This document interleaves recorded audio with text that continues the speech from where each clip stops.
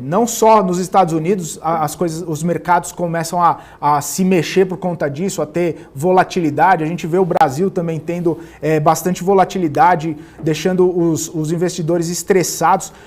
Como que você vê essa situação, hein, Álvaro? Como que você vê essa questão dos Estados Unidos, da taxa de juros lá, impactando o cenário mundial?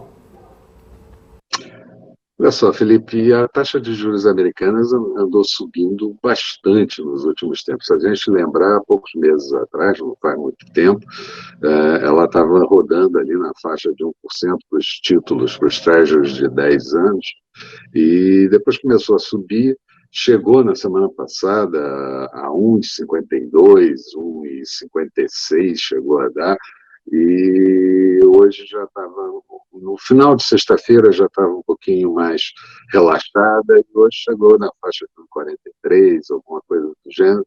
Portanto, e 1,40 chegou a dar de manhã cedo também, e eu diria que tem uma pressão que, primeiro, os dirigentes de bancos centrais regionais têm, todos eles, quase que unânime, declarado que essa expansão da taxa de juros no curto prazo não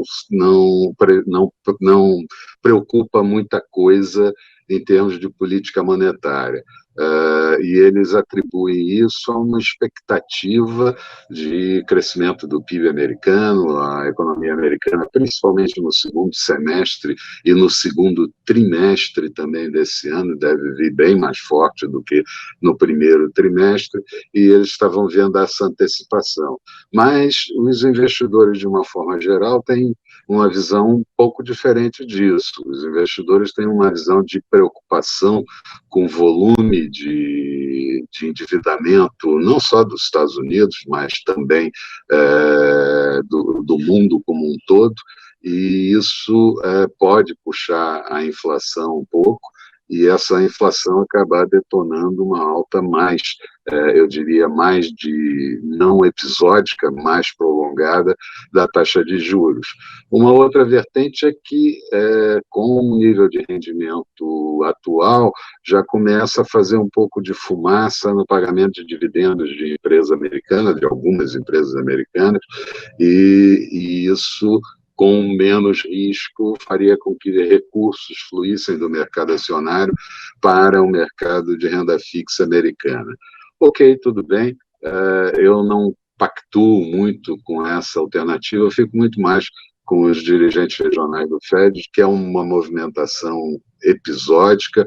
A inflação americana mostrou alguns sinais um pouco mais fortes no curto prazo, mas que não deve se perpetuar. E mesmo que se perpetue, o que a gente lembra é que hoje eles estão trabalhando, o Banco Central americano trabalha com uma expectativa de média de inflação ao redor de 2%. Então, o que significa dizer o seguinte: a inflação andou abaixo muito tempo, muitos anos, e, portanto, poderia andar um pouco acima dos 2% durante algum tempo, antes que o Banco Central americano tomasse alguma decisão de política monetária. Bom, mas também preocupa, e aí é que pode mexer com as taxas de juros, a situação de endividamento global. O Institute of International Finance disse há poucos dias atrás que o nível de endividamento deve atingir, olhe você e quem nos ouve e nos vê, 281 trilhões de dólares, né? E que isso, certamente, nos países de baixa renda, poderiam ocasionar dívidas insustentáveis, quaisquer que fosse a oscilação da taxa de juros no mundo. Então, é um problema a se patrulhar, certamente é um problema a se patrulhar, olhar a dimensão dessa alta e se ela vai continuar subindo na taxa de juros, porque pode ocasionar problemas mais para frente, inclusive de inadimplência no setor bancário internacional. Eu lembro, por exemplo, que o FMI tem falado de dívidas insustentáveis e tem falado que os bancos devem se manter capitalizados para evitar possíveis inadimplências, possíveis problemas um pouco mais à frente. Mas eu não vejo possibilidade, por exemplo, dos Estados Unidos mudarem a política monetária nesse momento ou até 2022, início de 2023. Então, uma coisa para se atentar, mas acho que os mercados se anteciparam demais em relação a isso, Felipe. Hoje a gente viu o PMI lá dos Estados Unidos, né, dando uma acelerada, e a gente sabe que essa questão aí de emprego, de retomada da economia, acaba fazendo um impacto também, né, nessa questão da economia americana. A gente viu que foi aprovado lá na Câmara o pacote de 1,9 trilhão, o pacote de estímulos, enfim, todo esse cenário aí acaba influenciando também nessas questões da economia, tanto lá nos Estados Unidos quanto nos outros lugares do mundo, né, Álvaro? Veja bem, Felipe, a gente anda... o PMI deu uma queda, né, no mês de fevereiro, foi para 58,5 pontos, e o ISM, que é de Chicago, subiu.